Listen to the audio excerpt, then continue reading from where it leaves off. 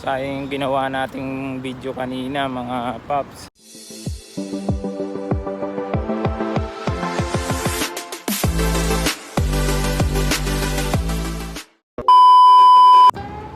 Namatay yung ating GoPro, hindi na naman kinaya yung init ng panahon.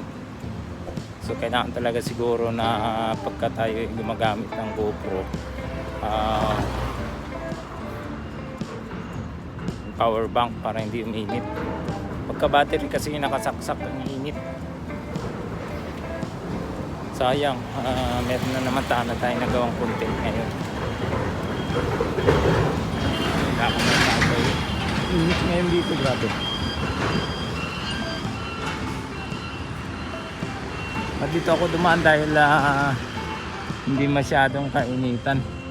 Pagka dun sa kalsada ay aba na napakainit talaga.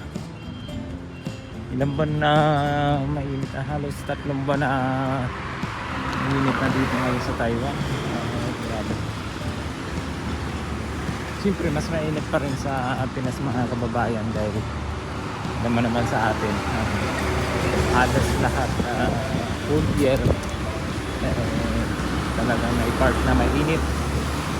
So dito talagang season almost 3 months hindi na sa mainit dito.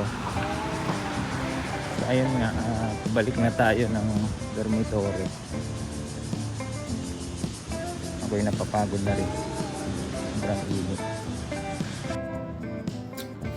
Kanina nga pala mga paps, nagluto kami ng tinulang manok kasama ko si Kuya Donato, kaho namin. Sinamahan ko siya kanina na bumili ng manok sa mga panghalo at hindi ko na nga na-video dagawa napakainit na sa labas. Ito yung binili namin kanina, naluto na rin namin. Ito nga yung nabili namin, tinulang manok. May marami pa yan. Makakain na rin yung mamaya yung mga pumasok. Kauwi nila, meron silang makakain pa din. Katay ako'y inaantok pagkatapos kumain. So yan ang buhay namin mga OFW dito sa Taiwan. Pagkainit ngayong araw na to, kaya hindi ako naglalalabas dahil napakainit dito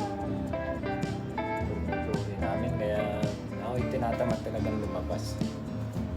Na mga kababayan, ako'y matutulog muna at mamaya maglalaba tayo sa taas kasi ngayon napakainit pa, kaya matutulog muna ako saglit.